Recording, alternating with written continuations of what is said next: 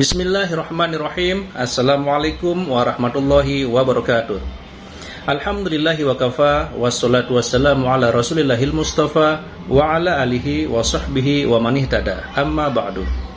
Sahabat beriman yang dimuliakan Allah, syukur alhamdulillah kita bertemu lagi di channel Ar-Razzaq 313. Pada kesempatan yang berbahagia ini, mari sejenak kita luangkan waktu kita untuk bersama-sama menyimak tausiah fenomenal dari guru kita Al-Maghfurullah Kiai Haji Zainuddin MZ. Tentunya banyak sekali ilmu, hikmah, dan manfaat yang bisa kita jadikan pelajaran dalam kehidupan kita sehari-hari. Berikut ini mari kita simak bersama isi tausiah beliau. Selamat mendengarkan. Saudara-saudara kaum muslimin rahimakumullah.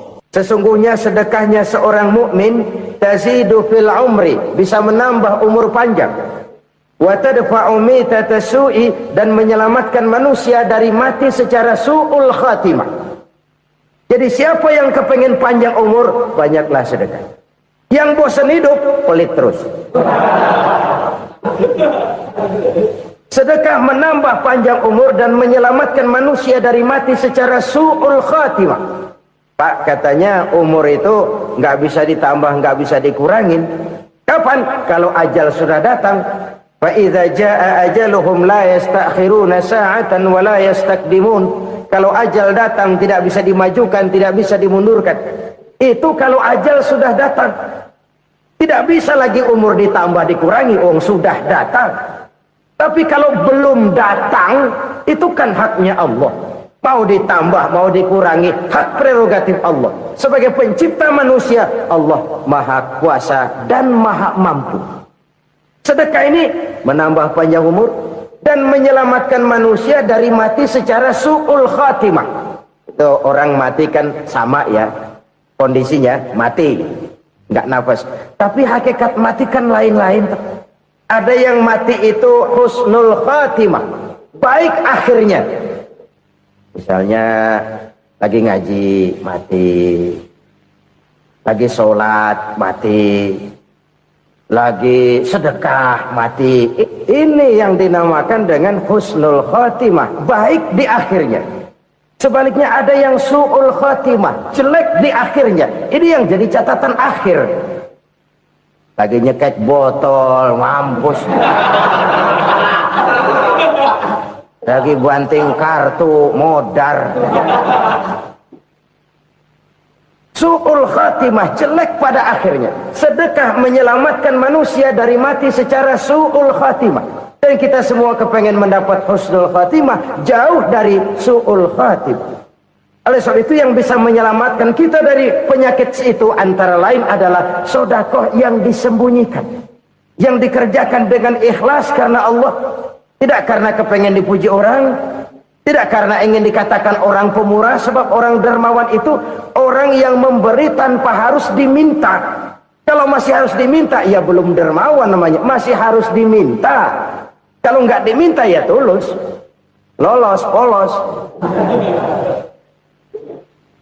Saudara-saudara kaum muslimin rahimakumullah.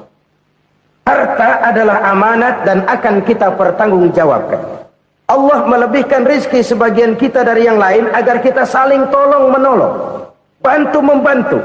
Nabi janjikan siapa yang meringankan beban saudaranya muslim di dunia, Allah akan meringankan bebannya di akhirat nanti. Sebuah jaminan dari baginda Nabi. Si orang yang kita bantu barangkali tidak bisa membalas, Allah yang akan membalas lewat jalan lain yang tidak pernah kita sangka-sangka. Ada orang tanya, Pak, ini ada orang nyumbang masjid sambil marah-marah, bagaimana? Saya bilang sumbangannya aja ambil, marahnya jangan. Marahnya jangan diambil, itu urusan dia. Saudara-saudara kaum muslimin rahimakumullah. Umat Islam ini kan umat yang punya potensi besar. Kadang kita merenung, kenapa kadang-kadang pembangunan masjid kok lambat sekali? Kalau hotel hari ini peletakan pertama, bulan depan peresmian. Supermarket hari ini peletakan batu pertama, minggu depan peresmian. Tapi kalau sudah yang namanya masjid, kadang-kadang peletakan batu pertama sekaligus jadi batu terakhir. 3 tahun, 4 tahun, campur nebar jalak di jalanan, duit dijaring kayak ikan sepat. Apa tidak ada orang Islam yang kaya? Banyak. Apa tidak ada pengusaha muslim yang jadi konglomerat? Ada. Lalu yang belum banyak itu yang komit terhadap nilai-nilai agamanya. Akhirnya kita jatuh jadi umat yang lemah. Belum ada pengusaha konglomerat muslim buka pabrik supermi cap bedug misalnya umpamanya atau pabrik kecap cap sorban supaya identitas keislamannya sedikit kelihatan. Kita jatuh jadi umat yang lemah karena potensi tidak terinventarisir dengan baik. Kita ini ibarat kompor yang cuma matengin nasi orang lain. Potensi kita dimanfaatkan oleh orang lain. Ukhuwah Islamiyah kita baru terbatas kepada silaturahmi. Ukhuwah di bidang ekonomi kita lemah, ukhuwah di bidang kebudayaan kita lemah, apalagi ukhuwah di bidang politik kita lebih rapuh lagi. Padahal ukhuwah itu adalah totalitas kehidupan manusia, menyangkut ipolexos bud, memerlukan nilai-nilai ukhuwah. Jadi oleh karena itu mari kita menyadari di dalam harta kita, walaupun kita yang cari pergi pagi pulang sore peras keringat banting tulang, di sana ada harta anak yatim, di sana ada hak masjid, di sana ada hak pesantren, di sana ada hak jihad. Berbahagialah seseorang apabila dia oleh Allah dijadikan keran. Keran itu menyimpan air, tapi tidak untuk dirinya, tapi disalurkannya kepada mereka yang memang memerlukannya. Saudara-saudara kaum muslimin rahimakumullah, ini yang pertama. Jadi perbendaharaan surga adalah menyembunyikan sedekah. Orang lain nggak tahu, kita pun nggak pernah ngitung-ngitung. Kita anggap lewat begitu saja, padahal itu deposit akhirat. Satu. Yang kedua, perbendaharaan surga itu apa? Wa kitmanul musibah, menyembunyikan kesulitan. Kadang orang takut menghadapi kesulitan, tapi makin kita merenung, hidup ini kan sebenarnya urusan. Takut sama urusan ya jangan hidup. Tandanya orang hidup itu kalau punya urusan.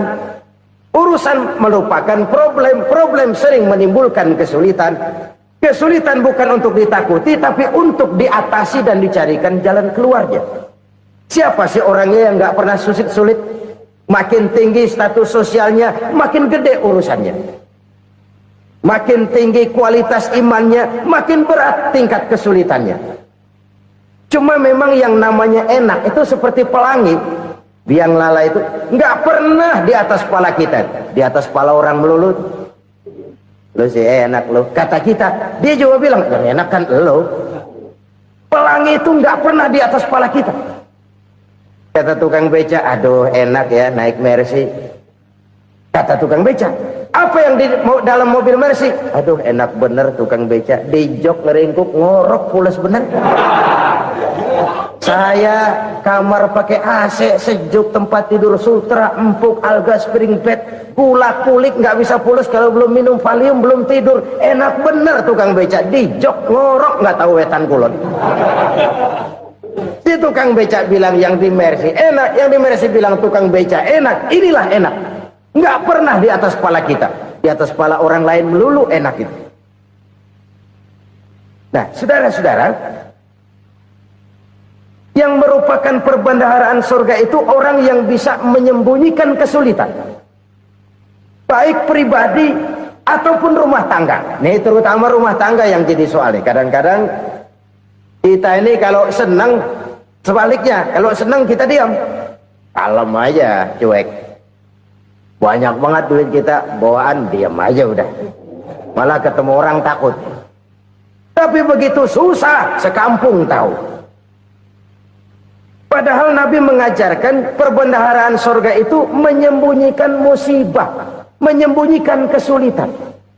Kalau enak, cerita sama orang-orang. Kalau nggak enak, rasain sendiri, tekan sendiri, atasin sendiri. Kita kan sebaliknya, senang kita diam, asal lagi susah, paling tidak kita nyari teman buat cerita kesusahan. Siapa orangnya yang nggak pernah susah? Cuma soalnya bagaimana kita mengatasi kesusahan itu sendiri. Begitu juga misalnya kalau orang sudah berumah tangga, itu orang tuanya harus menjadi tempat dia cerita yang enak-enak saja. Yang nggak enak rasain berdua, selesaikan berdua, atasin berdua. Jangan dibalik. Asal senang diam, giliran susah saja. Maknya laporan. Terbalik. Bisa menjaga security informasi. Maka nama bayam keluar diam. Malah seluitan. Enak amat lo makan daging ayam. Security informasi. Saudara-saudara kaum muslimin rahimakumullah. Ujian yang terberat itu yang pernah diberikan kepada para nabi, para rasul, para aulia, para ulama. Makin tinggi keimanan, makin berat bentuk kesulitan. Ayo saya kemukakan satu contoh saja. Ada seorang nabi yang kaya, nabi kaya, namanya Nabi Ayub. Iblis kalau orang begini kan keki, ibadahnya rajin, kaya. Nih yang kayak begini susah digodain. Kalau ibadahnya rajin, miskin, kali bisa disogok. Sini imannya mantap, ibadahnya rajin, kaya, nabi lagi. Oh, tapi namanya iblis nggak kurang akal. Laporan, Tuhan, kenapa Les? Ya ini bahasa saya, bahasa Qurannya sih nggak gitu. Itu hambamu yang namanya Ayub, dia rajin ibadah cuma karena dikasih kaya aja. Coba kasih miskin dia, berhenti dia sembahyang. Ah, kamu bisa aja. Saya tahu Ayub itu hambaku yang ikhlas. Saya buktiin Tuhan, silahkan. Dibuktiinlah. Iblis turun ke alamin. Yang mula-mula dia lakukan, dia rusak sawah ladang Nabi Ayub. Dia binasakan binatang ternak Nabi Ayub. Sehingga dalam waktu singkat, jatuhlah Nabi Ayub dari orang paling kaya jadi orang paling miskin. Beliau masih ibadah di mihrab dalam masjid. Datang iblis. Saudara Ayub, ya, lagi ngapain? Ibadah. Nyembah Allah, nyembah Allah. Oh, percuma. Kenapa? Tuhan yang ente sembah nih, dia udah bikin miskin ente. Sawah ladang ente hancur lebur, binatang ternak binasa. Sekarang ente jadi orang paling miskin. Ngapain nyembah Tuhan kayak begitu? Tekor. Udah berhenti dah ibadah, berhenti ibadah. Ini iblis sama Tuhan laporannya lain, yang dikerjakan kepada Nabi Ayub juga lain. Benar begitu iblis kata Nabi Ayub? Iya. Sawah ladang saya habis, buras. Binatang ternak saya binasa, binasa. Saya miskin, bangpak. Apa jawab Nabi Ayub? Bukan innalillahi, ya ini hebat. Alhamdulillahillazi a'tani wa akhza minni. Segala puji bagi Allah yang telah memberikan harta kepada saya dan sekarang mengambilnya lagi. Alhamdulillah. Allah yang ngasih, Allah yang ambil. Itu mah urusan Allah. Iblis cuman ibadah jalan terus, sujud lagi Nabi Ayub. Iblis seleher gondok banget. Dasar Nabi nggak mempan dia apa-apain. Miskin malah alhamdulillah. Allah yang ngasih, Allah yang ngambil. Jadi kalau kita tidak komit, kita tidak terikat kepada kaya, miskin, senang, susah, apa yang bisa bikin kita susah? Jadikan kekayaan, kemiskinan, jadikan senang, susah sebagai anak buah yang bisa kita atur. Jangan kekayaan ngatur kita, jangan kemiskinan ngatur kita. Kita yang harus mengatur mereka. Senang, susah, kaya, miskin, bahagia, sengsara, jadikan itu anak buah yang bisa kita atur. Kalau sekarang kita kaya, lain saat boleh jadi kita miskin, semiskin-miskinnya. Allah yang ngasih, Allah yang ngambil. Tenaga mana yang bisa menghalangi? Ibadah jalan terus. Iblis makin gondok. Dasar Nabi loh. Akhirnya apa? Nabi Ayub dikerjain, diberikan penyakit. Demikian fatal penyakitnya. Bayangin, udah miskin sakit. Masya Allah. Miskin sakit. Sakitnya nggak lama, kira-kira 16 tahun. Istrinya 3, 2 mental minta ceraiin. Ngerawatin laki bengek begini. Senang belum tentu, susah udah pasti nih. Cerai aja, cerai dah. Cerai.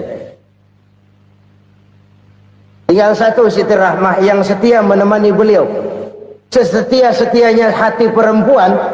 Satu saat Siti Rahmah bilang, "Bang, iya, abang kan Nabi, Bang. Lalu, namanya Nabi kan doanya jarang meleset, Bang. Maksud kamu minta kenapa sih sama Tuhan biar abang sembuh baik dah, Bang?" Siti Rahmah, "Iya. Saya sakit berapa tahun sih dah? 16 tahun, Bang. Sebelum ini saya sehat berapa tahun? Ya kira-kira 60 tahun, Bang. Nah, coba ente banding-bandingin, Rahmah. Saya dikasih sehat 60 tahun, dikasih sakit 16 tahun. Sudah nggak sabar mau doa kepada Allah minta sembuh. Saya malu kepada Allah. Diuji dengan yang luar biasa seperti ini, tidak mengganggu stabilitas kehambaannya. Dia tetap menghamba kepada Allah Subhanahu wa ta'ala. Saudara-saudara kaum muslimin rahimakumullah. Kunci menghadapi kesulitan itu apa? Allah jelaskan dalam satu ayat, "Wa basyiris sabirin alladzina iza asabathum musibah qalu inna lillahi wa inna ilaihi raji'un." Gembirakan orang-orang yang sabar. Siapa mereka itu? Yang apabila mendapat musibah mereka kembali kepada keyakinan dasar. Segalanya dari Allah dan segalanya akan kembali kepada Allah. Ini konsepsi dasar dari sikap muslim dalam menghadapi berbagai kesulitan.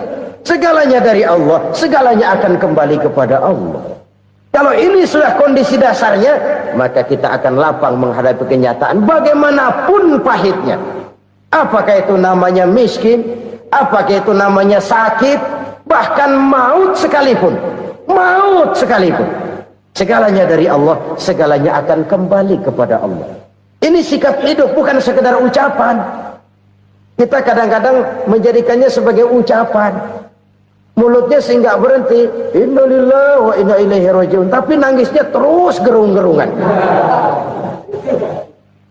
Bukan itu, ini kesadaran moral. Kalau segalanya dari Allah, segalanya kembali kepada Allah, kan sebenarnya cuma nunggu giliran. Hari ini saya nyembayangin dia, entah hari apa saya disembayangin orang. Hari ini saya antar dia ke kubur, entah hari apa orang nganterin saya ke kubur. Hari ini saya tahlilkan dia, entah nanti kapan orang tahlilkan saya. Segalanya dari Allah, segalanya akan kembali juga kepada Allah. Oleh sebab itu saudara-saudara, kesulitan bukan untuk ditakuti. Kesulitan justru untuk diatasi, dicarikan jalan keluarnya. Dan tidak ada orang yang tidak pernah mendapat kesulitan. Tidak ada. Semakin tinggi status sosial, semakin tinggi kualitas keimanan, semakin besar juga tingkat kesulitan. Hanya saja bagaimana cara kita mengatasinya. Dan Al-Quran menyatakan, "Inna ma'al usri yusra."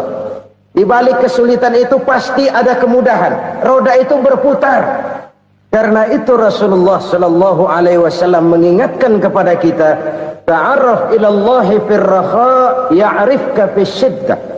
Ingatlah kepada Allah di waktu kamu senang, supaya Allah ingat kepada kamu di waktu kamu susah. Kalau waktu senang kita ingat kepada Allah, kita susah, Allah tidak akan meninggalkan kita. Tapi kalau waktu senang kita jauh dari Allah, sujud tidak sempat, dengan masjid jauh, ketika senang kita lupakan Allah. Nanti begitu kita susah, Allah lupakan kita. Dan itu menyakitkan. Oleh karena itu orang-orang tua kita dulu bilang, kalau lagi sehat ingat-ingat lu bakal sakit nanti. Kalau lagi kaya ingat-ingat satu saat kita bakal jatuh miskin. Bahkan kalau lagi muda ingat-ingat kita bakal tua. Dan yang terpenting, kalau lagi hidup ingat-ingat kita bakal mati. Saudara-saudara kaum muslimin rahimakumullah. Jadi yang kedua yang merupakan perbendaharaan surga, menyembunyikan musibah. Saudara-saudara kaum muslimin rahimakumullah. Hal ketiga yang merupakan perbendaharaan surga adalah wasilatur rahmi. Orang yang suka bersilaturahmi. Sebagaimana yang kita maklum bahwa manusia adalah makhluk yang disebut zon politika. makhluk sosial yang tidak mungkin hidup sendiri-sendiri. Betapa dan siapapun kita memerlukan orang lain. Bodoh betul manusia kalau tinggal di tengah masyarakat tapi tidak mau bermasyarakat. Merasa hebat sendiri, pinter sendiri, gagah sendiri, kaya sendiri. Mungkin kalau mati juga ngubur sendiri.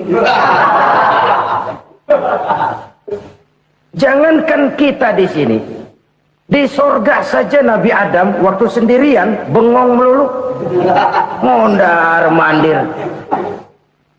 Allah tegur dam sepi dam. Jadi ini kalau bahasa saya, iya Tuhan sepi ini nggak ada coret-corekan pisan ini. Diciptakan Siti Hawa baru anteng Nabi Adam. Itu di sorga. Cobalah. Umpamanya saudara tinggal di Jakarta nih. Kayak bener. Apaan aja di Jakarta punya saudara dah. Jembatan Semanggi ambil. Monas, Buntel bawa pulang. Hotel-hotel ambil semua. Cuman tinggal di Jakarta sendirian, apa enaknya? Masya Allah, sangat luar biasa tausiah yang sudah disampaikan oleh guru kita Al-Mafrullah Kiai Haji Zainuddin MZ. Sahabat beriman yang dimuliakan Allah, tetaplah di channel ini karena kajian ini belum selesai dan masih banyak lagi hal-hal menarik yang akan disampaikan beliau. Selamat mendengarkan. Betapa dan siapapun kita perlu orang lain. Tidak ada seorang pun yang bisa memenuhi kebutuhan hidupnya secara sendiri-sendiri. Nah, Islam telah menyelamatkan manusia dari ras diskriminasi, mengikat manusia dengan persaudaraan yang berlandaskan kepada akidah. Karena itu dianjurkan bersilaturahmi. Bahkan Nabi menyatakan, "Man arada ayyubsata lahu fi rizqihi wa yunsa'a fi atharihi falyasil rahimah." Siapa yang kepengen diluaskan rezekinya dan dipanjangkan usianya, banyaklah ia bersilaturahmi. Siapa yang kepengen dimudahkan rezekinya, hendaknya ia banyak bersilaturahmi. Kalau banyak teman, kesulitan kan paling tidak ada tempat cerita. Udah susah, sendirian kita pikirin diri, nggak ada tempat tukar pikiran. Cepet banget sama bengek. Dilawan sendiri. Nah, secara makro kita bisa berkata, tidak mungkin ada kemenangan kalau tidak ada kekuatan. Tidak ada kekuatan kalau tidak ada kesatuan dan persatuan. Tidak mungkin ada kesatuan dan persatuan tanpa semangat silaturahmi. Kalau umat Islam mau menang, dia harus kuat. Kalau umat Islam mau kuat, dia harus bersatu. Kalau umat Islam mau bersatu, dia harus membudayakan silaturahmi ini. Bahkan sampai-sampai kata Nabi, kalau bisa cari nilai tambah. Apa? Silman qata'ak. Bersilaturahmilah kau kepada orang yang marah denganmu. Masya Allah, indahnya ajaran agama kita. Orang yang marah pun kepada kita, kata Nabi, kalau bisa bersilaturahmilah kepadanya. Kepada orang yang marah itu. Di situ nilai tambah. Cuman jujur nih hadis, ngucapinnya gampang, ngamalinnya yang berat banget. Orang marah sama kita disuruh silaturahmi, ada apa malu? Lu marah, ada gua marahan lagi, tunggu pikirin. Saudara-saudara kaum muslimin rahimakumullah. Tapi ini yang diajarkan, bahkan ini yang dicontohkan oleh baginda Rasul. Bagaimana begitu mudah, misalnya satu saat Abu Jahal ini ngatur strategi bagaimana bikin Muhammad celaka. Dia gali lubang di depan tempat tidurnya. Dia tutupin daun korma. Terus dia panggil seseorang, ke sini.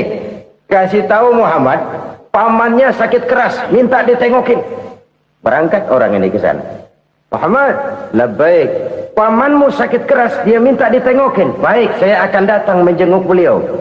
Berangkatlah Nabi ke rumah Abu Jahal tanpa prasangka apapun. Abu Jahal udah pasang setil, selimut 3 rangkap setengah dipakai, persis kayak orang meriang. Tapi sembari ngintip dari balik selimut, begitu Muhammad buka pintu, nah masuk perangkap nih. Muhammad jalan menuju tempat pembaringan. Makin lama makin dekat, makin lama makin dekat, makin dekat ke lubang yang dipasang oleh Abu Jahal itu. Dalam hati Abu Jahal, terus dah jatuh, mampus dah lo ini. Mampus lo hari ini nih. Apa yang terjadi? Malaikat Jibril datang, Muhammad, pamanmu cuma pura-pura sakit. Di depan tempat tidurnya ada lubang perangkap supaya kamu jatuh ke situ. Sudah, kamu pulang. Balik kanan Nabi. Sudah hampir jatuh ke lubang, balik kanan, pulang. Bayangin kecewanya Abu Jahal. Muhammad dikit lagi, Muhammad dikit lagi. Enggak paman, saya pulang aja. Emosi bangun dari tempat tidur, enggak sadar kalau lagi pura-pura sakit. Lompat ngejar Nabi, dia lupa dengan lubang yang dia gali. Pusrak, nyemplung sendiri ke dalam lubang.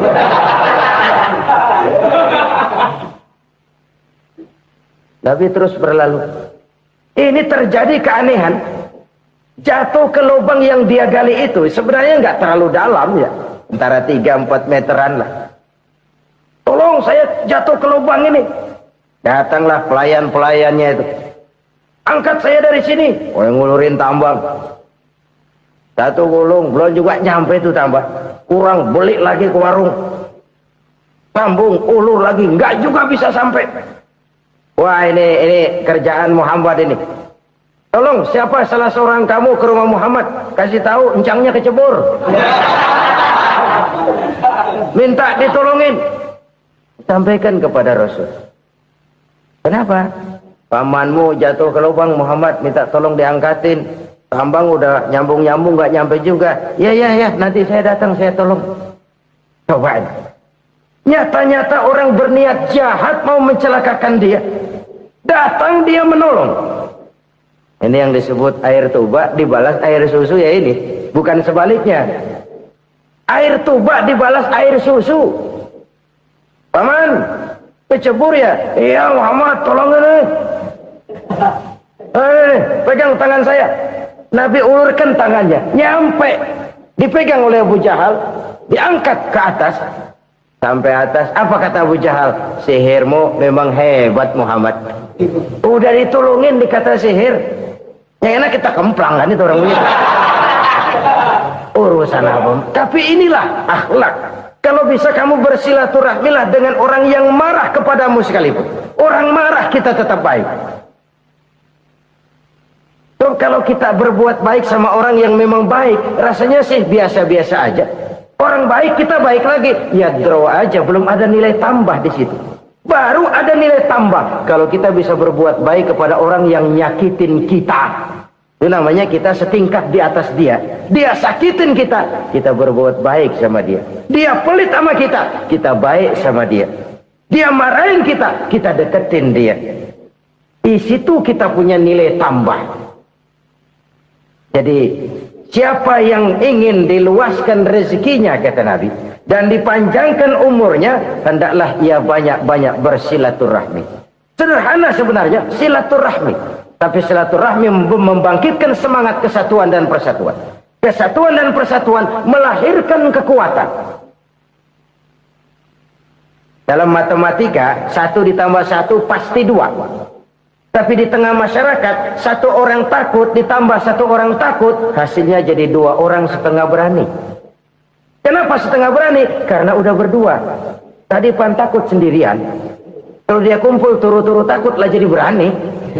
Kita yang lemah, kita yang tidak berdaya, kita yang miskin, kalau mau kompak bersatu, apa yang nggak bisa kita kerjain? Apalagi tinggal di kota besar, pilihan cuma 2. Bertahan atau minggir. Bertahan atau minggir. Untuk bisa bertahan harus mampu bersaing. Untuk mampu bersaing harus punya keahlian. Keahlian harus ditunjang dengan pendidikan, ditambah oleh kekompakan sebagai umat. Udah miskin mencar mulu, orang injak kita. Orang nggak pandang urusan apa yang malu. Oleh karena itu, silaturahmi pada hakikatnya merupakan ruh dari ukhuwah yang diajarkan oleh agama kita. Bagaimana Islam menyelamatkan masyarakat manusia dari ras diskriminasi, mengikat manusia, dan tidak ada persaudaraan yang lebih indah selain persaudaraan yang diikat dengan nilai-nilai akidah. Sepanjang orang di jalan Allah, itulah saudara kita. Keluar dia dari jalan Allah, selesailah persaudaraan sampai di situ. Karena itu, kalau ingin menyimpan sesuatu di surga, banyaklah bersilaturahmi. Datang ke rumah ini, datang ke rumah itu, dan lain sebagainya. Itu simpanan kita di akhirat nanti. Ini yang ketiga. Saudara-saudara, yang keempat, perbendaharaan surga itu apa? Wa qawlu la hawla wa la quwwata illa billah. Ucapan la hawla wa la quwwata illa billah. Ibadah kan ada yang berat, modalnya besar. Bangun masjid berat, modalnya besar. Bangun rumah sakit berat, modalnya besar. Ada ibadah yang berat tapi modalnya ringan. Misalnya puasa. Puasa itu berat, mengendalikan nafsu. Kalau sekedar nggak makan nggak minum sih enteng. Mengendalikan nafsu itu jihad terbesar. Tapi kan modalnya ringan, cuma niat saja. Ini ibadah berat, modalnya ringan. Ada ibadah yang ringan, modalnya juga enteng. Seperti termasuk ucapan la haula wa la quwwata illa billah. Tanpa sadar, la haula wa la quwwata illa billah. Nyelengin tuh di surga. Nyelengin, kita nggak terasa. Nyelengin simpenan akhirat. La haula wa la quwwata illa billah. Nyimpan lagi. Kaget. La haula wa la quwwata illa billah. Nyimpan lagi. Banyak simpenan. Walaupun sebenarnya yang dimaksud di sini adalah kesadaran batin. Bahwa tidak ada daya dan kekuatan kecuali Allah. Itu intinya. Kita memulai pekerjaan disunahkan baca bismillah, kan begitu? Apa itu? Kesadaran moral. Bahwa ini saya bisa kerjakan. Saya kerjakan ini dengan menyebut nama Allah. Kenapa? Kalau Allah tidak memberikan daya dan kekuatan, mana mampu saya kerjakan ini. Maka saya kerjakan ini dengan menyebut nama Allah. Bismillah. Kesadaran moral. Manusia hanya wajib berusaha, tapi nggak pernah wajib berhasil. Banyak hal-hal yang kalau kita renungkan secara rasio nggak mungkin, tapi jadi kenyataan. La haula wa la quwwata illa billah. Tidak ada daya dan kekuatan kecuali bagi Allah semata-mata. Kesadaran moral akan kelemahan dan keterbatasan makhluk bernama manusia. Kadang kita kagum dengan otak, tapi kita sering lupa sama yang bikin otak. Padahal bagaimanapun hebatnya otak, yang bikin otak pasti lebih hebat dari otak. Nggak percaya, silahkan otak-otakan. Inilah kecenderungan. Kita kagum dengan pesawat-pesawat mutakhir, bukan main, besi gede banget terbang itu. Alangkah hebatnya. Lalu apa yang bikin otak tidak lebih hebat dari itu semua? Kita puji laut. Apa yang bikin laut tidak lebih hebat dari laut itu? La haula wa la quwwata illa billah. Tidak ada daya dan kekuatan kecuali Allah. Apa yang bisa kita lakukan? Kalau tidak karena daya dan kemampuan yang diberikan oleh Allah kepada kita. Lahirlah sikap tawadu, rendah hati. Tidak melonjak menjadi angkuh dan sombong. Sadar akan kelemahan dan keterbatasan diri. Sebagai makhluk yang diciptakan oleh Allah subhanahu wa ta'ala. Jadi satu sisi ini ucapan yang berpahala. La haula. Jadi wiridan. Pada sisi lain ini kesadaran moral. Sikap mental. Kesadaran batin. Bahwa yang punya daya dan kekuatan itu cuma Allah. Kita nggak pantas untuk sombong. Sebab sombong itu pakaiannya Allah. Kita nggak sedang pakai pakaian Allah. Kegedean. Dan makin kita renungi, makin terbentur. Apa sih yang bisa kita sombongin? Kita mau sombong apa? Kaya? Pintar? Itu kan semua relatif. Di atas langit masih ada langit lagi. Jadi oleh karenanya, marilah kita menyadari. Manusia hanya wajib berusaha, tapi tidak pernah wajib berhasil. Yang berusaha saja tidak wajib berhasil, apalagi yang tidak berusaha. Islam bukan agama orang pemalas yang selesai sholat lalu enggelohom, enggelenggem ayem-ayem. Tapi Islam bukan agama orang sombong yang setelah berusaha lalu tidak memerlukan Allah. Kita bisa saja bikin proyeksi, tahun sekian kita bakal panen besar menurut perhitungan otak. Tapi ada kejadian lain. Apa? Tikus ngambek. Habis itu dimakanin tikus, panen gagal. Proyeksi rasional gagal oleh tikus-tikus yang ngambek itu. Bisa saja terjadi. Tahun depan kita panen besar, urung. Kenapa? Musim panas panjang. Dan sekarang ini koran-koran bikin berita musim mengalami penyelewengan. Bukan cuma manusia yang nyeleweng sekarang. Musim pakai nyeleweng. Mestinya kan musim hujan udah selesai, masih hujan-hujan juga.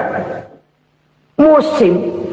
Nah sekarang kita boleh bikin proyeksi, kita bakal panen besar. Tahu-tahu musim panas panjang, sawah retak, air kering. Cari teknokrat yang paling botak, suruh pendekin tuh musim panas. La haula wa la quwwata illa billah. Inilah kesadaran moral. Saudara, saya teringat satu saat ada seorang konglomerat. Umurnya ya kira-kira 70-an. Satu saat dia ditanya oleh wartawan, "Pak, umur Bapak berapa sih?" "Ya paling 10 tahun." 10 tahun? 10 tahun? Anak Bapak berapa orang? Satu. Satu saja? Satu. Harta Bapak berapa? Ya paling-paling bangsa 7 juta kali. 7 juta? Iya. Pak, kenapa Bapak bohongi saya? Bapak punya buku biografi. Koran-koran, majalah-majalah banyak memuat cerita riwayat hidup Bapak. Saya tahu umur Bapak 70. Kenapa bilang cuma 7 tahun? Saya tahu anak Bapak 8. Kenapa cuma bilang 1? Saya tahu harta Bapak miliaran, mungkin triliunan. Pabrik di mana-mana, bank di mana-mana. Kenapa bilang uang Bapak cuma 7 juta? Nah, kata si konglomerat tadi, "Kamu benar, Nak, kamu benar. Umur saya kalau jumlahnya memang 70, Nak. Cuman ingat-ingat saya, baru 7 tahun terakhir ini saya sujud. Baru 7 tahun terakhir ini saya berusaha dekat dengan Allah. Saya laksanakan perintahnya, saya jauhi larangannya. 7 tahun inilah rasanya yang ada nilainya di hadapan Allah. Yang 63 tahun matong, kelabu, kelem umur gue. Habis untuk maksiat, untuk munkarat. Maka ketika ditanya tadi, umur saya 7 tahun itu. Oh begitu Pak. Oh iya. Lalu anak Pak. Anak Bapak kan 8. Kenapa bilang cuma 1? Nah, kalau jumlah hitungannya memang anak saya 8. Tapi dari 8 orang ini rasanya cuma 1 nih yang bakal jadi buah hati, belahan jantung, pelanjut cerita, penerus sejarah, bakal jadi anak soleh yang akan mendoakan saya. Cuma 1 rasanya anak saya ini yang bakal jadi buah hati saya, besar-besaran saya, yang akan mendoakan di kubur saya, yang akan mendoakan di akhirat saya. Yang 7 orang mana? Masya Allah, yang atu tenggeng, yang atu nyekek botol mulu, yang itu nggak karu-karuan. Makanya saya bilang 1 anak saya yang akan bisa mendoakan saya. Oh begitu Pak. Iya. Nah harta Pak, harta Bapak kan triliunan. Pabrik Bapak di mana-mana. Uang Bapak hampir di tiap bank-bank besar. Kenapa bilang cuma 7 juta? Betul kau Nak. Harta saya kalau jumlahnya memang miliaran, triliunan mungkin. Tapi yang saya ingat baru 7 juta tuh yang saya belanjakan di jalan Allah. Saya nyumbang masjid, saya santuni yatim piatu, saya bantu pembangunan pesantren, saya bantu pembangunan rumah sakit Islam. Itu yang akan saya bawa pulang ke akhirat, yang 7 juta itu. Yang triliunan itu nanti akan direbutkan oleh anak-anak saya sebagai waris saya. Jadi harta saya 7 juta itu yang bakal nemenin saya di akhirat, yang akan saya bawa pulang jadi teman saya. Saudara-saudara kaum muslimin, jangan-jangan orang tua itu adalah kita-kita ini. Jangan-jangan kita-kita ini adalah orang tua itu. Jangan-jangan itu potret dari diri kita masing-masing. Dari sekian umur yang diberikan Allah, berapa tahun yang ada nilainya di hadapan Allah? Dari sekian anak-anak yang merupakan amanah, berapa yang akan mendoakan kita sebagai orang tuanya menjadi anak soleh? Dari sekian banyak harta yang diberikan Allah, berapa yang akan kita bawa pulang menghadapnya nanti, yang kita belanjakan di jalan Allah? Ini sebuah potret kehidupan. Karena itu kita kembali kepada la haula wa la quwwata illa billah. Kita wajib berusaha, kita wajib berikhtiar. Selebihnya, segala daya dan kekuatan hanya milik Allah saja semata-mata. Satu kesadaran batin dari setiap pribadi muslim. Setelah ia berusaha dan berikhtiar, ia menyerahkannya kepada Allah Subhanahu wa ta'ala. Jadi, satu sisi ini merupakan wiridan ucapan yang mengandung pahala. Pada sisi lain, ini merupakan sikap batin dari seorang muslim di dalam ia menghadapi realitas kehidupan ini. Saudara-saudara kaum muslimin, rahimakumullah. Kalau ini kita jadikan satu basis kehidupan, maka ini akan menyelamatkan manusia dari kemungkinan tergelincir menjadi orang yang lupa diri dan lupa darat. Sebab itu Imamul Ghazali berpesan, jadidis safinah fa innal bahra amiq wa khuziz zad fa inna safara ba'id wa khaffifil hamla fa innal hamla syadid. Perbarui selalu kapalmu karena lautan sangat dalam. Bawa bekal yang banyak karena perjalanan ini sangat jauh. Ringankan beban karena kebanyakan beban akan menyakitkan. Alangkah indah kalimat ini, alangkah dalam makna yang terkandung di sana. Perbarui selalu kapalmu karena lautan sangat dalam. Apa artinya ini? Jaga mentalmu baik-baik. Pelihara imanmu baik-baik karena hidup penuh cobaan seperti lautan. Kita kalau berlayar di lautan kan kadang-kadang tenang, angin bertiup sepoi-sepoi basah. Jika malam datang, bintang gemintang bertabur menghias cakrawala. Rembulan memantulkan sinarnya dengan indah. Dalam keadaan begitu berlayar enak. Tapi lain saat ombak menggunung, halilintar menyambar, angin topan bertiup. Berapa banyak sudah saudara-saudara kita yang tenggelam di lautan dunia tanpa sadar bahwa dia belum sampai kepada pantai yang akan dituju. Berapa banyak sudah saudara-saudara kita yang tenggelam di lautan dunia ini tanpa sempat bangkit lagi. Dia menyangka sudah sampai kepada tujuannya. Hati-hati kapal jangan sampai bocor karena lautan sangat dalam. Iman ini jaga baik-baik karena hidup penuh dengan ujian. Wa khuziz zad fa inna safara ba'id. Bawa bekal yang banyak karena perjalanan sangat jauh. Saudara mau ke Bandung, bawa duit. Saudara mau ke Surabaya, banyakan lagi duitnya. Saudara mau ke Mekah, gepokan, iketan tuh duit nggak lembaran lagi. Makin jauh perjalanan, makin banyak bekal yang harus kita bawa. Kalau saudara dari Jakarta mau ke Surabaya, kagak bawa duit berangkat juga, itu sih bukan berani namanya, nekat. Sampai Surabaya belum tentu, sengsara di jalan udah pasti. Kenapa? Nggak bawa bekal berangkat. Sama juga kita nih, misalnya belum sempat sembahyang, mati. Waduh, berani banget orang. Belum punya bekal, mati. Sengsara di jalan.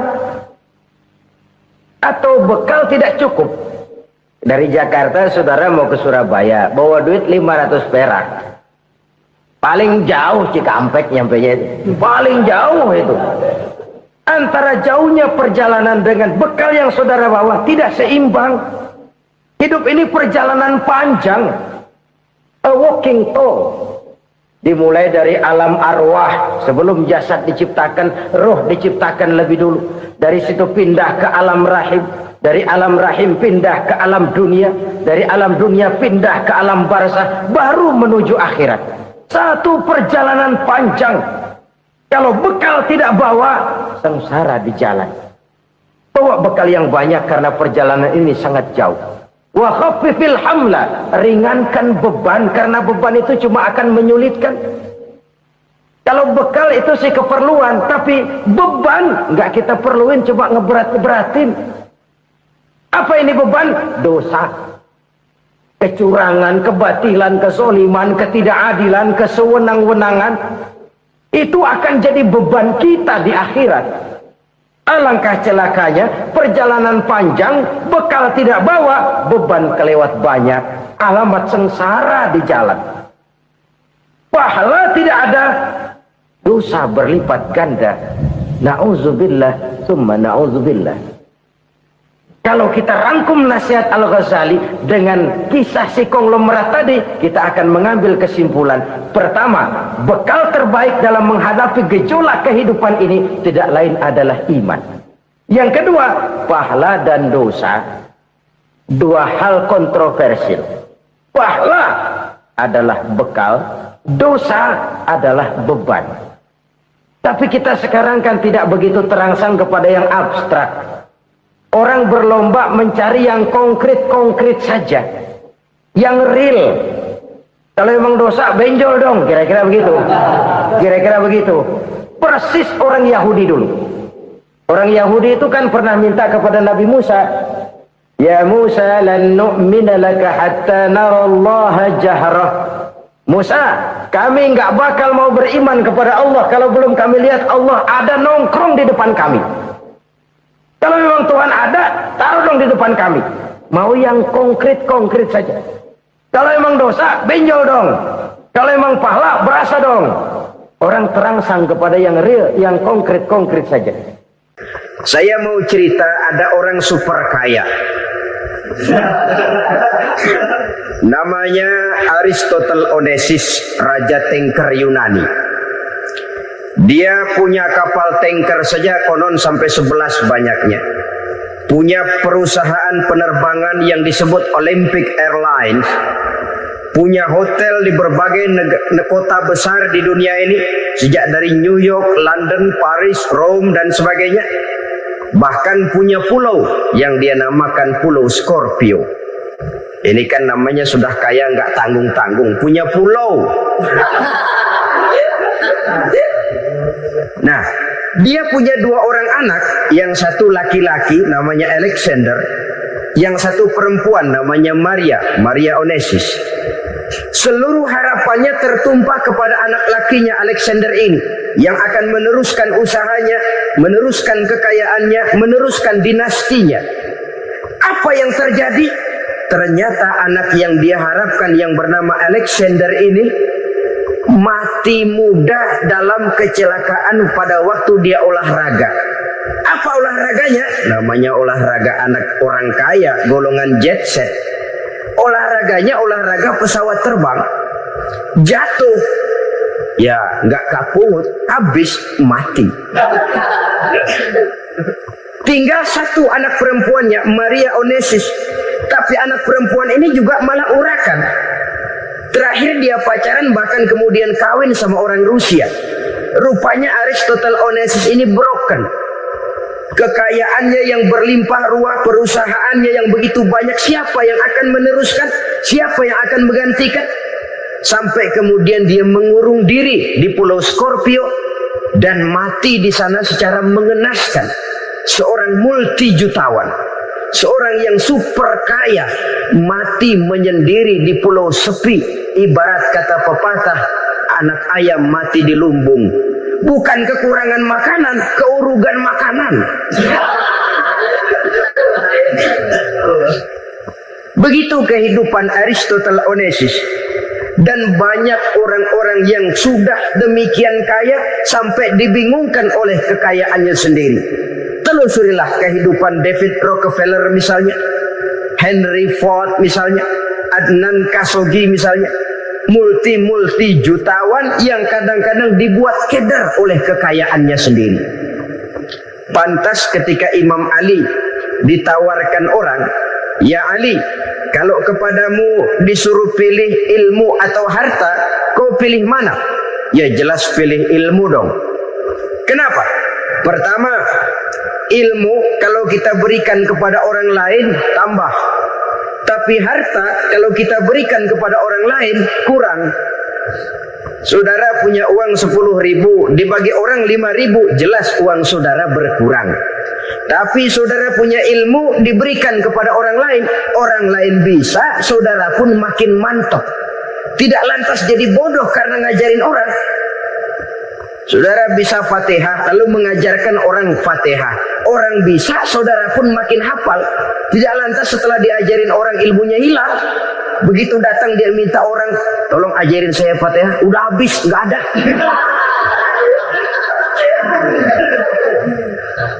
Yang kedua kata Imam Ali, ilmu menjaga kita. Kalau harta kita yang harus jaga. Makin banyak ilmu, makin terpelihara diri seharusnya. Tetapi makin banyak harta, makin bingung kita jaganya. Sampai kadang-kadang kalau perlu seluruh keliling rumah dipasangi alarm. Belum cukup disewakan anjing besar-besar, pasang di depan pintu, awas anjing galak. Masih belum cukup juga cari centeng tukang-tukang kepruk jaga rumah. Masih terasa belum aman, padahal rumahnya dikelilingi tembok besar. Di balik tembok ada pintu-pintunya tebal. Di balik pintu itu terbuka masuk kamar, kamar pun ada pintunya, pintunya pun kuat. Masuk ke dalam kamar ada lemari, lemarinya pun pintunya kuat, dikunci, kuncinya pun kuat. Tapi terhadap seluruhnya yang timbul cuma sekedar was-was saja. Kesimpulannya sekali lagi, tanpa harta orang memang sulit untuk bahagia. Tapi harta semata-mata tidak merupakan jaminan orang akan bahagia.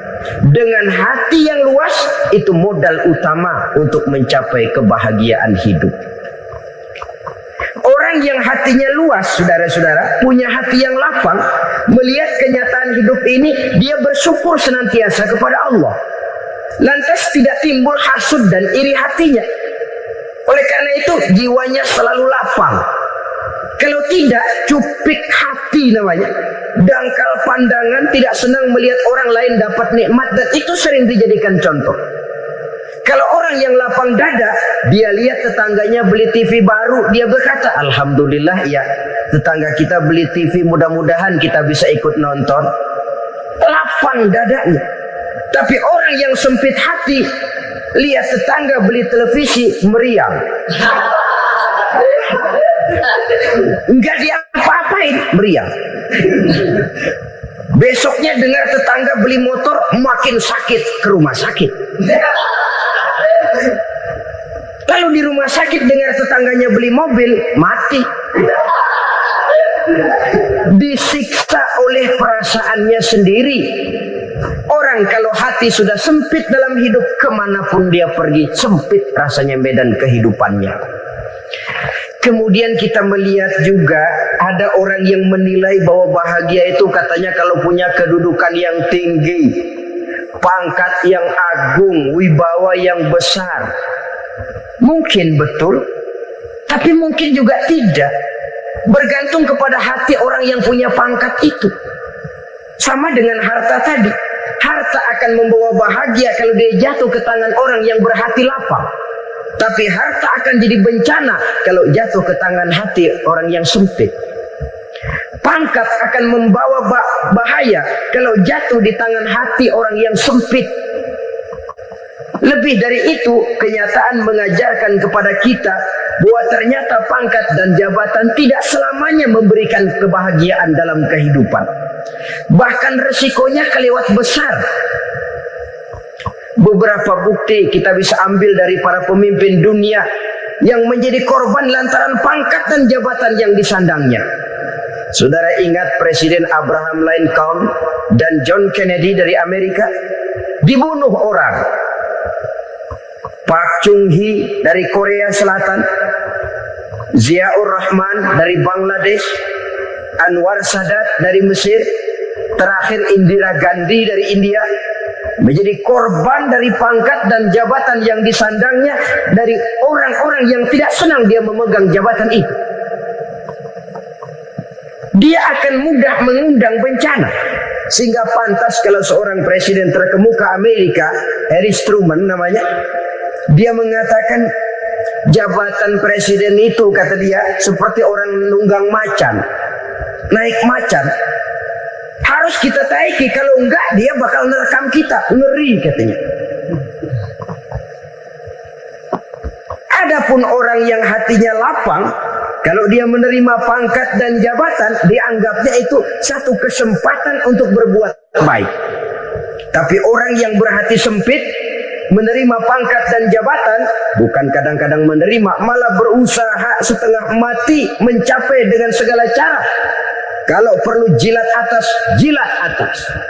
Jadi golongan sumuhun dawu. Jadi kelompok kulon nuwun, yes sir, yang kerjanya cuma oke bos.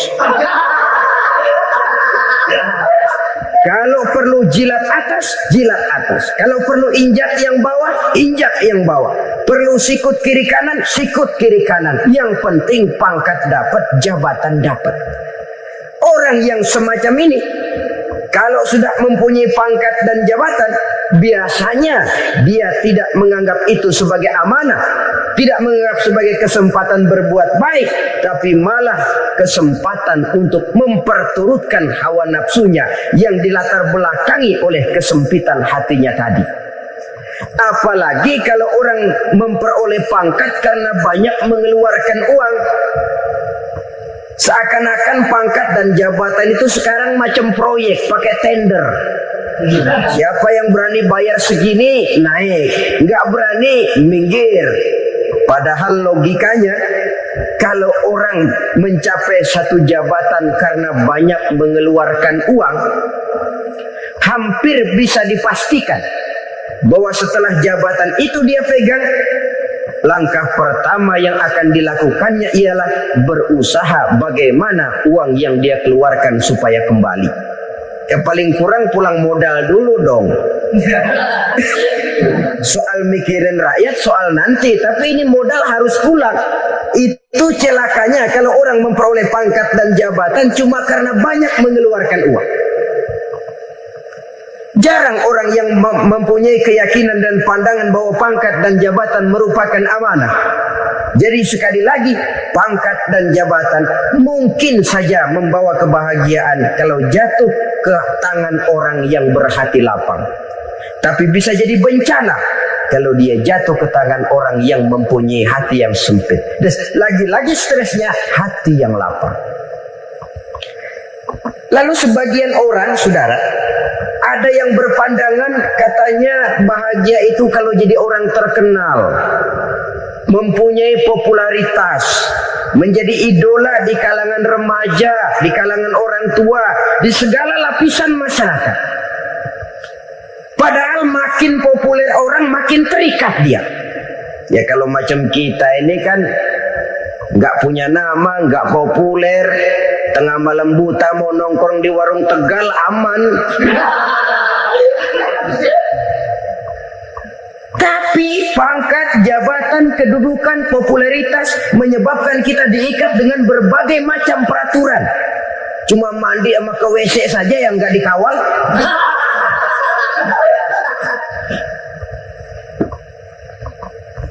Benarkah popularitas, ketenaran membawa kebahagiaan? Mungkin, ya, tapi mungkin juga tidak. Kenapa? Banyak orang-orang populer yang mengakhiri hidupnya secara tragis. Kita ambil beberapa nama. Di Amerika tahun 60-an ada bintang seksi paling terkenal yang dijuluki seks bom, bom seksi.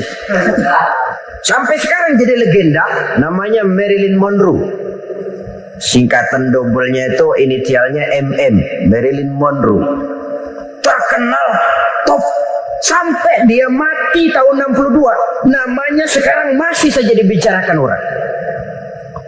Kenapa dia bunuh diri? Tidak punya hartakah dia? Banyak. Kurang populerkah dia? Seluruh dunia mengenalnya. Sejak rakyat kecil sampai pejabat tinggi dia punya hubungan. Kenapa? Jenuh. Dia terlahir dalam keadaan yatim. Setelah itu tidak lama dia berangkat remaja, ibunya meninggal. Pindah dari wanita asuh ke wanita asuh sampai 12 orang ibu angkatnya. Dan kekecewaan yang paling parah, setiap laki-laki yang dekat dengannya hanya seperti kapal berlabuh. datang dan pergi silih berganti, padahal dia merindukan seseorang yang bisa melindungi hidupnya. Dia rindukan itu dan dia tidak pernah menemukan. Itu yang akhirnya menyebabkan dia minum pil tidur kelewat dosis, minum obat tidur kebanyakan, ya tidur terus sampai sekarang.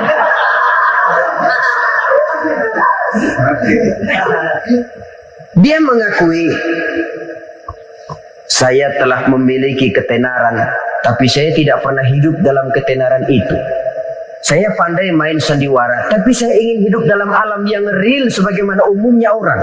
Itu yang dia rindukan. Menyusul jejak yang namanya Marilyn Monroe ini, Billie Holiday, saudara kenal tentu. Di rumah sakit dirawat, dia juga minum obat overdosis, mati lagi. Jimi Hendrix minum obat tidur overdosis kelewat batas, mati lagi. Lalu yang menghanyutkan diri di danau, Janis Joplin dan Brian Jones. Ini orang-orang populer, orang-orang terkemuka yang mengakhiri hidup secara tragis. Bukan karena tidak terkenal, mungkin karena sudah saking terkenalnya. Contoh paling belakangan, Bruce Lee. Wah, ini tukang-tukang keprok tentu kenal siapa dia. Sampai sekarang pun tabir kematiannya masih merupakan misteri. Dan yang masih hidup juga menunjukkan gejala yang aneh. Michael Jackson, rumahnya di Beverly Hills itu dijaga sedemikian rupa, dan dia selalu curiga kepada setiap makanan. Harus steril, bersih dari segala macam kimia. Kemana dia pergi, itu tukang-tukang keprok sudah selalu menjaga dan mengawal. Dan dia seakan takut menunjukkan mukanya yang asli. Hingga kalau tampil ke tengah di luar show, dia kadang memakai pakaian yang tidak menunjukkan dia yang sebenarnya. Takut dikenali orang. Ternyata popularitas sering jadi momok yang meracuni kehidupan manusia. Oleh karena itu, benarlah junjungan kita pada saat beliau mengajarkan orang akan bahagia kalau dia mempunyai hati yang lapang. Nah, sekarang masalahnya untuk mendapatkan hati yang lapang, caranya bagaimana? Kita kembali kepada konsep Quran. Allah mengajarkan, ala inna bi dzikrillahi tatmainnul qulub. Ketahuilah bahwa dengan banyak mengingat Allah, hati akan tenang, jiwa akan lapang. Dengan kata lain, dekat dengan agama, merasakan kehadiran Allah dekat dalam hidup. Itu muara pertama untuk mencapai hati yang lapang. Ala inna bi dzikrillahi tatmainnul qulub. Jangan macam orang sekarang ingin mendapatkan ketenangan lalu tapak di puncak gunung, di gua-gua, di tempat sepi. Iyalah kalau nggak ada ular. Kalau tergigit ular berbisa, ketenangan belum, mati jelas itu. Islam positif untuk mendapatkan ketenangan. Ala inna bi dzikrillahi tatmainnul qulubi. Bahwa ketahuilah bahwa dengan banyak mengingat Allah, hati akan tenang, jiwa akan lapang, nuansa pikiran akan luas. Karena yang namanya bahagia ada dimanapun manusia berada. Di kampung ada bahagia, di kota ada bahagia. Di ngarai, di lembah, di gunung, di hutan, di lautan, di angkasa luar. Dimanapun bahagia itu ada kalau kita bermodalkan hati yang lapang ini. Dan hati akan lapang kalau kita dekat dengan agama. Dekat dengan harta buat sementara hati mungkin tenang. Tapi ketenangan yang relatif dan temporer. Apalagi orang tiap kali tambah harta, tiap kali tambah rencana. Itu wajar. Mungkin sebelumnya saudara berpikir, kalau punya duit 5.000 enak nih. Begitu punya duit 5.000, aduh sayang kalau 10.000 aja. Tiap kali tambah harta, tiap kali lain rencana. Makin banyak rencana, makin menjauhkan kita dari yang namanya ketenangan. Padahal ketenangan merupakan unsur utama untuk mencapai bahagia. dan ketenangan itu bermuara dalam hati manusia. Tengoklah kehidupan ini. Orang yang banyak harta dengan orang miskin, berbedakah rasa sakit yang mereka tanggungkan? Rasanya tidak. Walaupun si kaya tidur di kasur empuk berselimutkan sutra mahal, sementara si miskin meringkuk di balai bambu yang keras dan kasar. Apabila maut datang, dia juga tidak pernah pilih bulu. Maut datang menjemput si kaya di singgasana keemasannya, dikelilingi oleh para pengasuh, dayang dan idang serta para pengawal.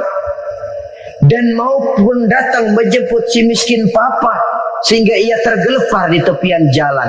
Kedua-duanya bernama mati. Kalau nyata bahwa sakit yang ditanggung si kaya tidak beda dengan sakit yang ditanggung si miskin, bukan harta semata yang membuat orang bahagia. Hati yang tenang, jiwa yang lapang penuh kedamaian karena banyak berzikir dan mengingat Allah, itu merupakan modal utama untuk mencapai sesuatu yang bernama bahagia.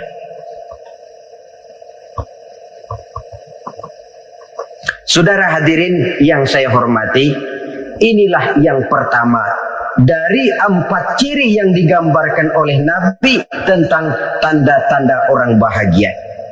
Dan harus berangkat dari yang pertama ini, hati yang lapang. Ini yang harus kita miliki lebih dahulu. Baru nanti akan menyusul kepada poin yang ketiga, kedua, dan selanjutnya. Sebab kalau hati sudah terisi dengan jiwa yang lapang, seluruh persoalan insya Allah akan bisa kita atasi dengan sebagaimana mestinya. Yang kedua sekarang, tanda orang bahagia menurut baginda Nabi, markabun syariah. Orang bahagia itu, kata beliau, punya kendaraan biar cepat asal lancar. Artinya kemana dia mau pergi mudah. Apa maksud hadis ini? Kalau kita kaji lebih dalam, kendaraan itu kan alat transportasi. Transportasi tidak lain adalah usaha memudahkan komunikasi. Pindah dari situ kepada teori bahwa manusia adalah zon political, makhluk bermasyarakat yang tidak bisa memenuhi kebutuhan hidupnya secara sendirian. Kita memerlukan keberadaan orang lain dalam kehidupan ini. Untuk memakai baju saja kita sudah perlukan petani yang tanam kapas, pabrik yang memintal kapas jadi benang, pabrik yang menenun benang jadi kain, sampai kepada mesin jahit, sampai kepada tukang jahit. Itu cuma untuk memakai pakaian saja. Tidak seorang pun di antara kita yang sanggup memenuhi kebutuhan hidupnya secara sendiri. Kita perlu orang lain. Maka kebebasan dalam arti mutlak, kebebasan tanpa batas, itu tidak mungkin ada dalam kehidupan. Karena kita mengadakan yang disebut interaksi sosial. Setiap kegiatan kita tentu melibatkan orang lain. Menurut kita barangkali kita bebas jalan di jalan raya semaunya, tapi orang lain berkendaraan pun merasa bahwa ini ada juga jalan haknya, dan begitu selanjutnya. Oleh karena itu, maksud dari kendaraan yang cepat ini adalah khulata'uhu ma'as solihin. Lingkungan pergaulannya terdiri dari orang-orang soleh. Pergaulannya luas. Kemana dia pergi ada temannya. Kesulitannya ada tempat dia cerita. Dan kesulitan kalau sudah diceritakan kepada orang lain, taruh kata orang itu tidak bisa menolong, namun menceritakannya kepada orang yang kita percayai, kan paling kurang sudah mengurangi beban jiwa, mengurangi tanggungan batin, merasa masih ada tempat kita cerita. Maka lebih baik orang awam yang mau bergaul ketimbang orang setengah alim tapi ngunci pintu. Sebab nantinya akan timbul sikap picik, cupik pandangan, dan tidak luas menghadapi kenyataan dalam kehidupan ini. Namun yang harus kita garis bawahi, pergaulan memang mesti luas. Namun jangan sekali-kali lupa bahwa pergaulan sangat besar pengaruhnya dalam ikut membentuk kepribadian manusia. Sehari-hari bisa kita bilang, kalau kita dekat sama tukang minyak wangi, sekalipun nggak dibagi minyaknya, baunya tentu dapat. Betul? Tapi dekat sama tukang elas, walaupun nggak kena apinya, asapnya mesti kena.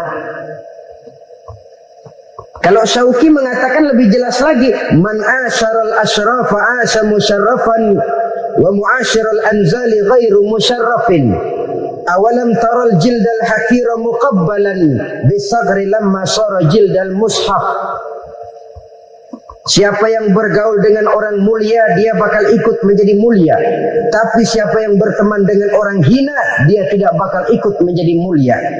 Tidakkah kau lihat, kata Syauqi, kulit kambing yang hina pun dicium orang ketika menjadi kantong Quran.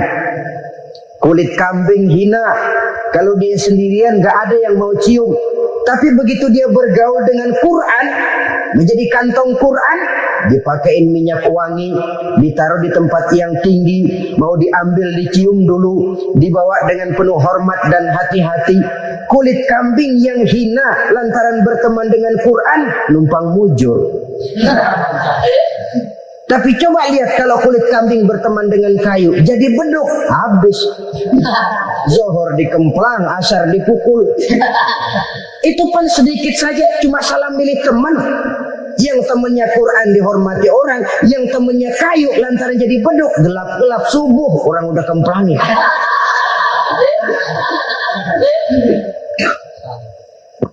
Maka terutama kepada adik-adik remaja yang masih mencari identitas diri, yang ibarat kaset masih kaset kosong, mudah diisi oleh apapun, pandai-pandailah memilih teman dalam bergaul. Karena banyak orang yang tadinya baik-baik, ketika terseret dalam pergaulan dengan orang yang tidak baik, kebaikannya menjadi lentur dan luntur. Tapi berapa banyak bajingan-bajingan tengik, orang-orang yang berlumur noda dan dosa, tiap hari melakukan maksiat, namun bergaul dengan orang yang baik-baik, pada akhirnya sedikit demi sedikit beringsut dan berangsur dia terbiasa mengikuti kebaikan-kebaikan. Saya tekankan ini kepada remaja karena mereka masih mencari identitas diri. Apa yang mereka lihat mereka mau, apa yang mereka dengar mereka ingin tahu. Coba lihat kehidupan remaja. Pulang nonton film Rambo, pengen jadi Rambo, gagah, maunya belekai melulu.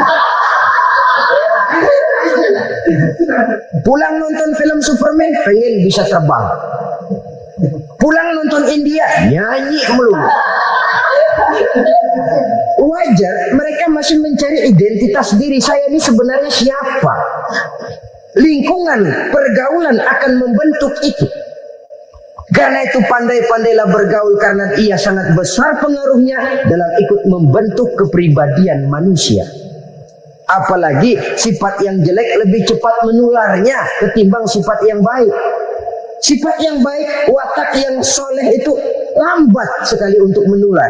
Tapi yang tidak baik, kan prosesnya mah kalau remaja biasanya mula-mula dengar. Karena dengar lalu pengen tahu. Karena pengen tahu lalu ngeliatin. Begitu ngeliatin kan pengen nyobain. Setelah nyobain ketagihan. Nah, ini prosesnya. Yang namanya ganja, morfin, narkotik awalnya kan begitu. Mula-mula dengar katanya kalau sudah fly to the sky, sudah melayang ke langit katanya, disitulah puncak kebahagiaan. Mulanya cuma dengar. Karena dengar pengen tahu. Karena pengen tahu lalu melihat, kumpul sama orang yang suka ngeganja. Setelah melihat, nah pengen ngerasain. Begitu ngerasain, enak juga, ketagihan. Kalau sudah ketagihan jadi penyakit kronis, bisa merembet kepada yang lain. Iya, kalau orang tuanya mampu untuk beli morfin, beli ganja. Kalau tidak kan pikirannya ngayap, jemuran siapa ya gue sahabat. Timbullah perbuatan-perbuatan negatif yang bermula dari salah pergaulan. Apalagi buat adik-adik remaja yang tinggal di kota-kota besar, yang pengaruh budaya, pengaruh kesenian, pengaruh struktur kehidupan yang nampak makin individualistis, di mana persaingan tajam, tensi ekonomi tinggi, orang mudah mengalami stres. Pandai-pandailah dalam bergaul, sekali lagi, karena ia sangat besar pengaruhnya dalam ikut membentuk kepribadian manusia. Orang bahagia punya kendaraan yang cepat, artinya punya pergaulan yang luas, dan lingkungan pergaulannya terdiri dari orang-orang yang soleh. Kemana dia pergi ada teman, kesulitannya ada tempat dia cerita. Tapi kalau sudah menyendiri, hidup sendiri, kesulitan dipikiri sendiri, bisa mati belum waktunya. Tidak ada tempat berbagi rasa, tidak ada tempat bercerita, tidak ada tempat mengurangi beban dalam kehidupan. Pantas betul kalau Islam sangat menggalakkan dan menganjurkan orang kalau sudah sampai waktunya itu untuk melangsungkan nikah. Kata Nabi, ya ma'syarus syabab man istata'a minkumul ba'at falyatazawwaj. Hai para pemuda, kalau sudah mampu memberi nafkah, kawinlah, nikahlah kamu. Kenapa? Sudah ada teman hidup, tempat berbagi rasa. Kesulitan kalau ada tempat cerita akan lebih ringan ketimbang kita telan sendiri, walaupun bobot kesulitannya sama beratnya. Saudara-saudara kaum muslimin rahimakumullah, inilah ciri yang kedua, punya kendaraan biar cepat asal lancar. Kemana kita mau pergi gampang. Dengan kata lain, setelah hati yang luas, pergaulan yang luas. Dua. Yang ketiga sekarang, tanda orang bahagia itu menurut Nabi, misbahun mudhi'un, punya lampu yang terang. Oh, itu enggak problem. Sekarang sudah zamannya listrik masuk desa, Pak. Lampu sudah terang semua. Betul, kalau itu yang dimaksud. Tapi tidak cuma itu. Karena lampu yang dimaksud di sini, lampu yang akan menerangi seluruh perjalanan hidup. Dan perjalanan hidup itu sudah dimulai sejak kita terlahir ke alam ini sampai masuk ke alam barzah, kumpul di padang mahsyar sampai ke akhirat. Lampu yang menerangi itu yang diperlukan. Kalau lampu, katakanlah yang paling top sekarang kan lampu jenis Mercury. Taruhlah itu di rumah kita, dia cuma menerangi rumah kita, menerangi hati pun tidak sanggup. Bila kita masuk ke alam barzah, alam kubur, sanggupkah si Mercury yang begitu terang menerangi alam barzah kita? Tidak sanggup lagi.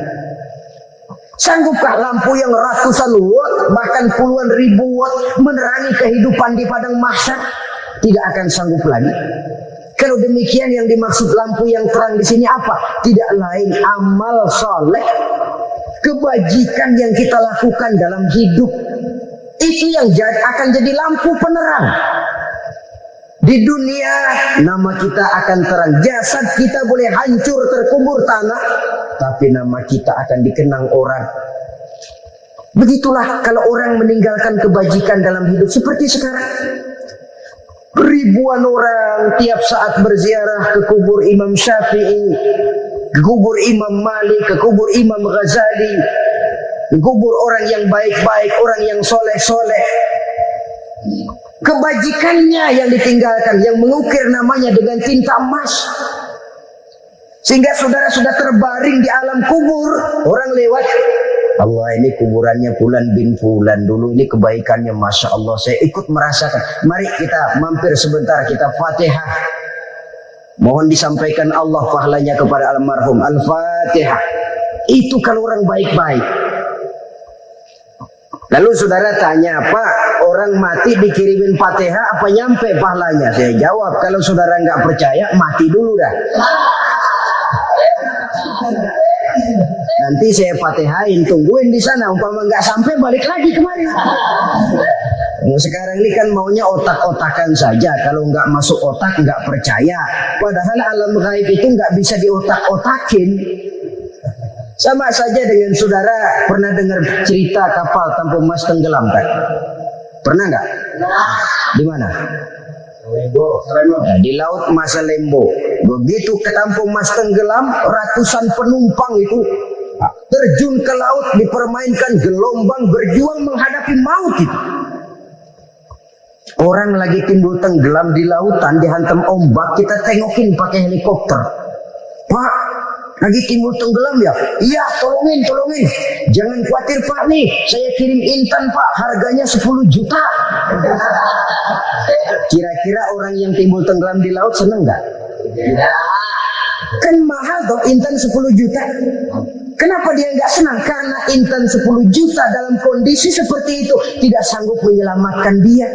Dia akan girang kalau dikirimin ban mobil bekas, dikirimin papan terentang atau bambu. Intan yang 10 juta dia nggak girang, ban mobil bekas yang 1000 perak tuh pegang, itu yang dia girang betul. Inilah sebabnya Nabi berkata, mal mayyitu fi qabrihi illa kal ghariqil mutaghawwis.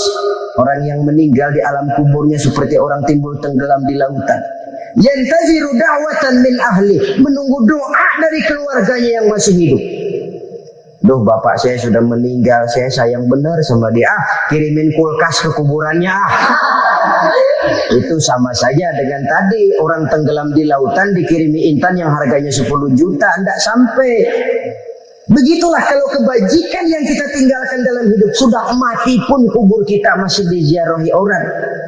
Tapi kalau jahat yang kita tinggalkan, boro-boro lah orang mau doa lewat dekat kuburan kita juga seram. Tuh bajingan no, dulu mati dipendem di situ tuh. Jangan lewat situ, ntar kesurupan, jangan. Lewat saja orang ngeri. Konon lagi membacakan Fatihah dan mengirimkan doa.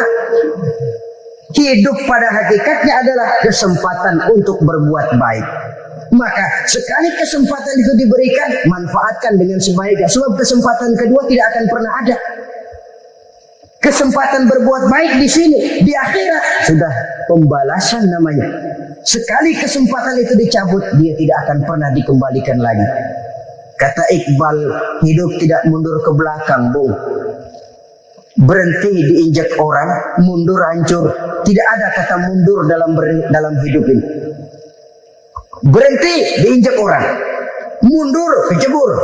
Tidak ada kata lain, harus maju dalam kehidupan dalam artian yang positif. Hidup adalah kesempatan untuk mengumpulkan kebajikan yang sebanyak-banyaknya. Di situ nilai daripada manusia. Sekarang ini memang nggak kelihatan kok, orang yang banyak pahala sama yang banyak dosa nggak kelihatan kok. Barangkali kalau habis bikin dosa palanya pada benjol, mungkin orang takut sama dosa. Tapi sekarang sama saja, orang yang banyak dosa dengan yang nggak banyak dosa jalan bareng dari belakang, sama, nggak kelihatan beda. Tapi ada waktunya di mana pahala memegang peranan, di mana dosa diperlihatkan. Sama saja kalau kita bawa mobil siang, lampu kan nggak begitu berfungsi. Apa lalu bilang, alah ini lampu berat-beratin, copot-copotin aja dah. Tidak perlu begitu. Kenapa? Pada suatu saat malam senja akan datang. Bila matahari terbenam, senja pun datang, gelap mulai merayap, disitulah baru terasa perlunya lampu. Pahala begitu. Sekarang orang yang nggak ada pahalanya nggak kelihatan dalam kehidupan. Tapi pada suatu saat senja kehidupan akan datang. Ajal merenggut nyawa, malam merayap, dan hidup mulai diliputi kegelapan di alam barzakh. Dikala itu kalau nggak punya lampu, alangkah malangnya kita. Sebab amal yang baik, kata Nabi, di alam barzakh itu akan diciptakan menjadi perempuan yang cantik menemani kita. Amal yang jahat akan menjadi orang yang paling jelek nemenin kita. Udah di tempat gelap yang nemenin jelek. Kaum muslimin rahimakumullah. Simpanan sorga ada 4 macam. Yang pertama, ikhfa'us shadaqah, menyembunyikan sedekah. Saudara-saudara kaum muslimin, sebagaimana yang kita maklum bahwa Allah Subhanahu wa ta'ala melebihkan sebagian rezeki dari kita terhadap yang lain. Ada yang kaya, Ada yang setengah kaya, ada yang miskin, ada yang setengah miskin, dan selanjutnya. Ada yang gajinya kecil tapi penghasilannya gede. Ada yang penghasilannya gede tapi nggak punya gaji. Ada juga yang memang gajinya gede dan penghasilannya gede. Kelebihan rezeki merupakan sunnatullah dan tidak harus membuat kita merasa lebih dari yang lain. Bahkan sebaliknya, kelebihan itu harus membuat kita ringan tangan untuk menolong mereka yang memang memerlukan pertolongan. Kalau saudara diberikan ilmu, maka pertanyaan akhirat cuma satu: ilmumu kau amalkan untuk apa? Kalau saudara diberikan umur yang panjang, pengadilan akhirat juga bertanya satu: umurmu kau habiskan di mana? Tapi kalau saudara diberikan harta, pengadilan akhirat akan bertanya dua: hartamu kau dapat dari mana, kau belanjakan kemana? Dari mananya ditanya, dan kemananya juga ditanya. Oleh karena kita akan dimintakan pertanggungan jawab, maka amanah yang bernama harta ini harus kita gunakan dengan sebaik-baiknya. Ada penggunaan yang merupakan kewajiban, itu zakat namanya. Ada penggunaan yang sewaktu-waktu, itu infak namanya. Ada yang lebih sewaktu-waktu lagi, dan itu sedekah namanya. Zakat dia terikat oleh haul dan nisab, oleh putaran batas waktu dan ukuran dari harta itu sendiri. Sedangkan infak terikat oleh situasi dan kondisi perekonomian seseorang. Sedangkan sedekah tidak terikat dengan apapun. Dalam kondisi seperti apapun kita bisa melakukan sedekah dengan yang terkecil sekalipun. Sampai-sampai Rasulullah sallallahu alaihi wasallam mengajarkan, la tahqiranna minal ma'rufi syai'an walau an talqa akhaka biwajhin talik. Atau ada hadis, tabassumuka fi wajhi akhika laka shadaqah. Senyumanmu kepada temanmu adalah sedekah. Jadi untuk melakukan sedekah tidak harus dalam berbentuk uang. Dengan ilmu kita bisa sedekah, dengan tenaga kita bisa bersedekah, dengan pikiran kita bisa bersedekah, bahkan senyum kepada teman itu pun sedekah. Jadi kalau sedekah dengan uang memang belum punya uang, nyengir aja banyakin. Itu asal pada tempatnya, jangan lalu ketemu tiang listrik cengengesan. Tentu tidak pada tempatnya dan tidak wajar. Nah, sedekah yang paling dicintai Allah adalah sedekah yang disembunyikan. Artinya jauh dari sifat riya. Kan kadang-kadang ada orang sedekah itu disebutkan namanya. Apa tidak bagus? Kalau memang niatnya ikhlas, ya bagus-bagus saja. Untuk memberikan sugesti kepada yang lain. Si Fulan bin Fulan nyumbang sekian, diumumkan. Boleh kalau niatnya untuk memberikan rangsangan kepada yang lain supaya dia menyumbang lebih besar dari orang tadi. Tapi kalau itu mendatangkan riya, maka sedekah yang paling dicintai Allah adalah sedekah yang disembunyikan. Tangan kiri saja tidak tahu apa yang diberikan oleh tangan kanan. Sedekah yang dilakukan dengan ikhlas akan merupakan perbendaharaan surga, tersembunyi dari pandangan orang lain, tidak seorang pun tahu. Karena memang sikap yang baik adalah melupakan kebaikan dan mengingat kesalahan. Itu salah satu ciri orang bahagia. Orang yang selalu mengingat kesalahannya dan berusaha melupakan segala kebaikannya. Kalau dia akan berada kebaikan, dia tidak bisa ikut, dia merasa rugi karena dia merasa belum pernah berbuat baik. Tapi kalau akan melakukan kesalahan baru, dia ingat kesalahan yang sudah-sudah, sehingga terhalang baginya untuk melakukan satu kesalahan baru. Demikianlah saudara-saudara, bahwa Allah melebihkan rezeki sebagian kita dari yang lain, agar terjadi tolong-menolong dalam kehidupan ini. Jadi kesenjangan yang nature, kesenjangan yang alami, itu sunnatullah. Ada yang kaya, ada yang miskin, ada yang kelas menengah. Nah, kenapa lalu sekarang kita berusaha mengentaskan kemiskinan? Oleh karena adanya kesenjangan struktural.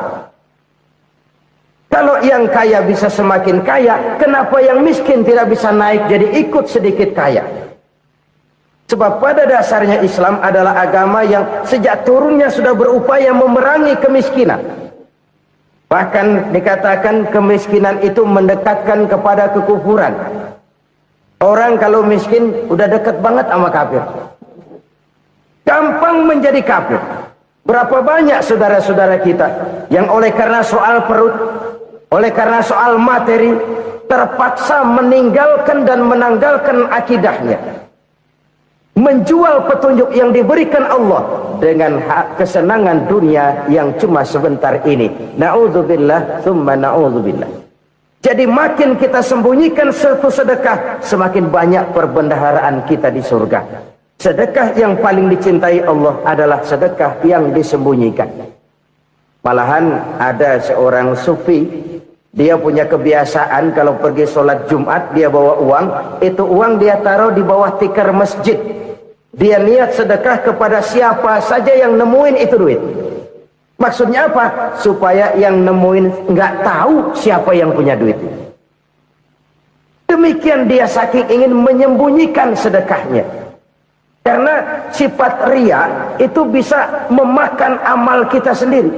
Ria itu termasuk menyebut-nyebut kebaikan kita. Orang yang suka nepuk dada, sedikit-sedikit ngitungnya kalau nggak gua. Tuh kalau nggak gua tuh yang belah situ, kalau nggak gua. Iya, kalau nggak lu kenapa emang? Alhamdulillahirrabbilalamin. Demikianlah tausiah penuh ilmu, hikmah dan manfaat yang sudah kita dengarkan bersama dari guru kita Al-Mafrullah Kiai Haji Zainuddin MZ. Sahabat beriman yang dimuliakan Allah, mari kita doakan guru kita, semoga beliau diampuni segala dosa-dosanya dan dilapangkan kuburnya. Dan buat sahabat semua yang sudah setia menyimak tausiah ini sampai selesai, saya ucapkan terima kasih banyak.